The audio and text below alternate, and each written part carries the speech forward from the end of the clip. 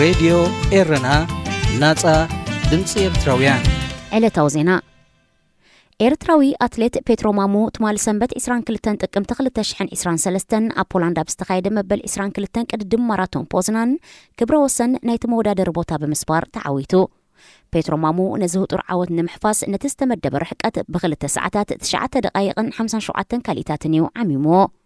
እዚ ብኡ ዝተመዝገበ ግዜ ኣብ ታሪኽ ቅድድም ማራቶን ፖዝናን ብቕልጣፊኡ ተራእዩ ዘይፈልጥ ግዜ ምዃኑ ወግዓዊት መርበብ ሓበሬታ ናይቲ ውድድር ኣብ ገጻታ ዘስፈረቶ ጸብጻብ ናይቲ ቅድድም ሓቢራ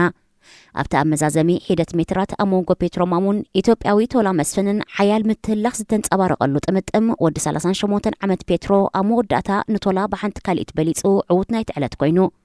ኣብዚ ካብ 35 ሃገራት ዝተዋጽኡ 4100 ኣትሌታት ተሳተፍቲ ዝኾኑሉ ውድድር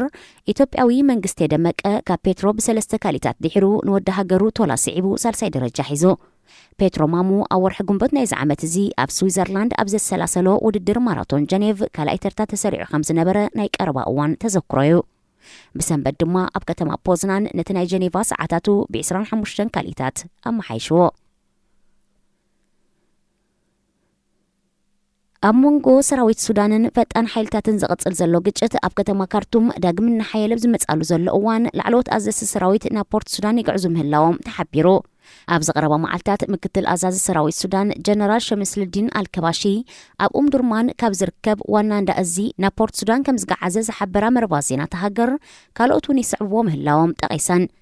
እቲ ጀነራል ናብ ፖርት ሱዳን ዝገዓዘ ብጀነራል ደጓሎ ዝምራሕ ፈጣን ሓይልታት ኣብቲ እንዳእዝን ከባቢኡን ዝጀመርዎ መጥቃዕቲ እናሓየለ ድሕሪ ምምጽኡ እዩ ካልኦት መርባት ብወገነን ጀነራል ከባሺ ካርቱም ዝገዓዘ ኣሰር ጀነራል አልቡርሃን ስዒቡ ብመንገዲ ፖርት ሱዳን ናብ ስዑድ ዓረብን ካልኦት ሃገራትን ዑደት ንምክያድ ምዃኑ ጠቒሰን ኣብ 15 ሚያዝያ ዝተወልዐ ኩናት ክልቲኦም ወተሃደራውያን ሓይልታት ዛጊት ፖለቲካዊ መፍትሒ ክረክብ ብዘይምኽኣሉ ንሱዳን ኣብ ካርቱምን ፖርት ሱዳንን መናሃሪኦም ብዝገበሩ ናብ ክልተ መንግስታት ከይገምዓ ይስግእ ኣብ ቦምበር ሉዓላዊ ቤት ምክሪ ሱዳንን ላዕለዋይ ኣዛዚ ሰራዊትን ጀነራል ዓብደልፈታሕ አልቡርሃን ናብ ጎረቤት ሃገራት ዑደት ንኽካይድ ካብ ካርቱም ናብ ፖርት ሱዳን ድሕሪ ምግዓዙ ዛጊት ኣይተመልሰን ንዝበዝሐ ኣገዳሲ ክፋል ካርቱም ተቆጻጺሩ ዝርከብ ጀነራል ሓምዳን ደጓሎ ብወገኑ ብጀነራል አልቡርሃን ዝምራሕ ሓይሊ ኣብ ፖርት ሱዳን መንግስቲ ክምስርት እንተፈቲኑ ንሱ እውን ኣብ ካርቱም ካልእ መንግስቲ ክቃወም ከም ዝኽእል እዩ ዘጠንቀቕ መንግስቲ ሩዋንዳ ኣብ መንጎ እስራኤልን ሓማስን ኣብ ዝካየድ ዘሎ ኩናት ግዳይ ኮይኑ ንዘሎ ህዝቢ ቃዛ ንምሕጋዝ ዝውዕል 16 ቶን ዝግመት ረድኤት ልኢኹ እቲ መብዛሕትኡ ከም መድሃኒታት ዝኣመሰለ ኣብ ህፁፅ ጉዳያት ዘገልግል ኣሳት 16 ቶን ዝግመት ሰብኣዊ ሓገዛት ብመንገዲ ኣየር ሩዋንዳ ቢልዩ ናብ ሃገር ዮርዳኖስ ኣትዩ እቲ ካብ ሩዋንዳ ዝተላእከ ረድኤት ብ21 ጥቅምቲ ናብ ዮርዳኖስ ድሕሪ ምእታው በቲ ንሰብኣዊ ሓገዛት ተባሂሉ ብግብፂ ተኸፊቱ ዘሎ መንገዲ ብመካይን ተጻዒኑ ናብ ህዝቢ ቃዛ ክበጽሕ እዩ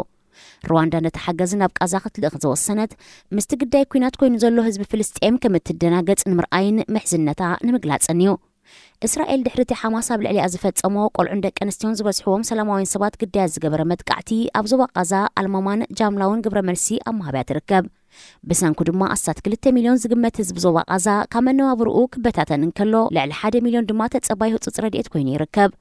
እንተኾነ እስራኤል ንዞባ ቃዛ ኣብ ከበባ ስለ ዘእተወቶ ካብ ለገስቲ ዝተላእከ ህፁፅ ሰብኣዊ ሓገዛት ከምቲ ዝድለ ናብ ህዝቢ ፍልስጤም ክበጽሕ ኣይከኣለን ኣብዚ ናብ ዞባዊ ግጭት ከይዓርግ ተሰጊኡ ዘሎ ኩናት ሓያሎ ሃገራት ኣፍሪቃ ኣብ መርገፂታት ተፈላለየን ይርከባ መርኣያ ምሕዝነታ ምስ ህዝቢ ቃዛ ህፁፅ ረድኤት ዝለኣኸት ሩዋንዳን ኡጋንዳን ምስ ህዝቢ ፍልስጤም ከም ዝደናገጻ ክገልጻን ከለዋ ኬንያ ብኣንጻሩ ኣብ ጎኒ እስራኤል ከም ዘለያ ኣፍሊጣ ኣርማ ፍልስጤም ተጎልቢቡ ምስ ህዝቢ ኣብ ሰልፊ ዝወፀ ፕሬዚደንት ደቡብ ኣፍሪቃ ሲሪል ራማፎሳ ድማ ግዳይ ተመሳሳሊ ፖሊሲ ኣፓርታይድ ኮይኑሎ ንዝበሎ ህዝቢ ፍልስጤም ዘለዎ ዘይቅየር ደገፍ ኣነጺሩ ዝኸበርኩም ሰማዕትና ዜና ኣብ ዝተፈጺሙሎ ሬድዮ ኤረና ናጻ ድምፂ ኤርትራውያን